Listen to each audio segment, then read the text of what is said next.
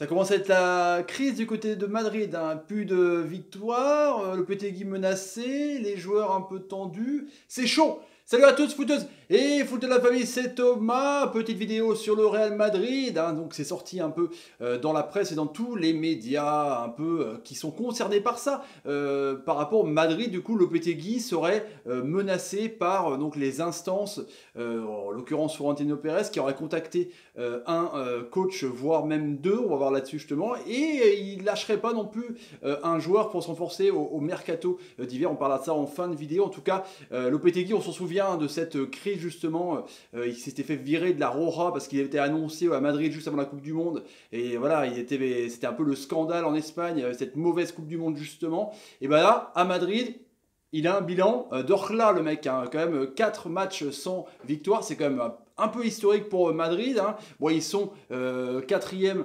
14 points, à 2 points de Séville, le leader, mais c'est pas non plus dramatique, tu me dis, mais c'est le Real Madrid, ça c'est clair, il faut des résultats. En 8 matchs, 4 gagnés, 2 nuls, 2 défaites, donc c'est un bilan quand même assez inquiétant par rapport aux attentes, hein, que représentent les Merengues, et en Champions League aussi cette défaite à Moscou qui avait fait un peu tâche du coup pour le vestiaire. En tout cas, vu qu'il les connaissait bien dans la sélection espagnole, ils le soutiennent. Ramos est sorti un peu du bois justement après une défaite en disant que ce serait n'importe quoi de virer l'entraîneur. Du coup, il est soutenu par les joueurs. Mais ça, à la limite, ça, on s'en fout parce que c'est Florentino Pérez qui va essayer de décider. Et là, donc, il y a 2 jours, le nom de Laurent Blanc, Lolo White, bah ouais, qui attendait un gros challenge, un gros club, lui qui fait rien du tout, hein, depuis 2016 et le PSG, hein. Son pote Gasset est à Saint-Étienne, tout se passe bien. En tout cas, l'ancien du Barça en 87-97, voilà, serait proposé à Madrid. Là, il y a 2 noms qui sortent. Donc, il y a Antonio Conte qui a été contacté lui-même par le boss Florentino Pérez. Là, c'est pareil. Là, il est donc intéressé. Donc, 49 ans, hein, l'Italien bouillant, hein, donc le titre avec Chelsea en 2016. Mais le problème, il y a un bisbille avec le club des Blues parce qu'ils aimeraient bien justifier, on va dire, une faute lourde pour justement le départ de l'ami Conte. Donc c'est un peu tendu point de vue judiciaire. Mais en tout cas, c'est le choix numéro 1 de Florentino Pérez. Par contre, du côté des vestiaires, les échos font qu'il serait un peu contre, vu que c'est quand même un militaire le type, hein. Il est sanguin, voilà, il a quand même des attitudes un peu cheloues. C'est un bon coach, mais en tout cas, le vestiaire virait d'un mauvais oeil parce que ce serait un peu trop drastique. En même temps, il faut bosser pour gagner, c'est clair.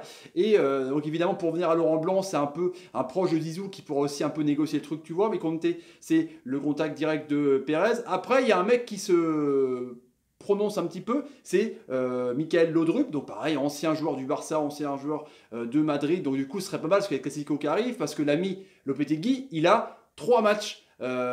Du moins un peu de test jusqu'au 28 octobre. Il y a Levante, il y a Victoria Pilsen en C1, et il y a le Classico contre le Barça. Du coup, Laudrup, hein, s'il est nommé avant ça, donc non, parce que c'est jusqu'au 28 octobre. En tout cas, Laudrup, il a affaire.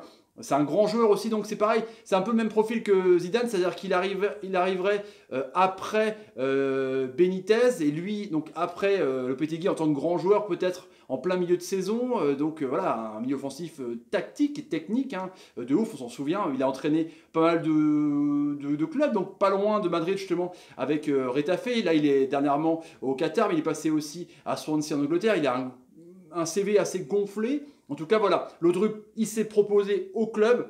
Laurent Blanc, c'est un peu une rumeur, mais je pense que ce serait sérieux. Et puis, bah, contacté directement par l'ami Florentino Pérez. Voilà pour les pistes d'entraîneur. Si, seulement si, Lopetegui ne remplit pas son contrat, c'est-à-dire les 3 matchs et sûrement 3 victoires. Je ne pense pas qu'il s'y fait 3 nuls, ce sera pareil jusqu'au 28 octobre. Donc Levante, Pilsen et le Classico contre le Barça. Du côté du mercato pour cet hiver, il ne lâche pas Raheem Sterling.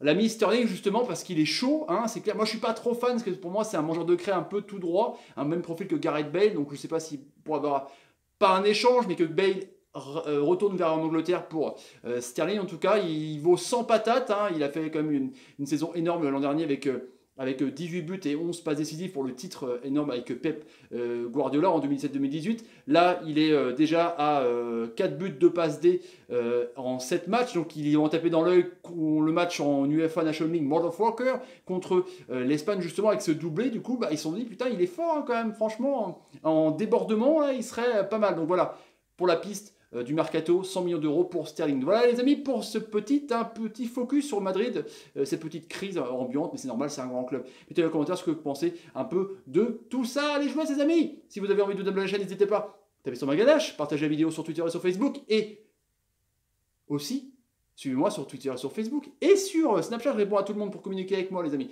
Et mettez des pouces quand l'ami, je sais pas, quand l'ami Sterling faut des bonnes passes. Merci mec, t'es un génie. Allez jouer à ses amis. Salut, salut, salut, salut et salut. Bah oui, forcément, il y a toujours la crise dans les grands clubs. Toujours, même pour un petit rien. Bye bye.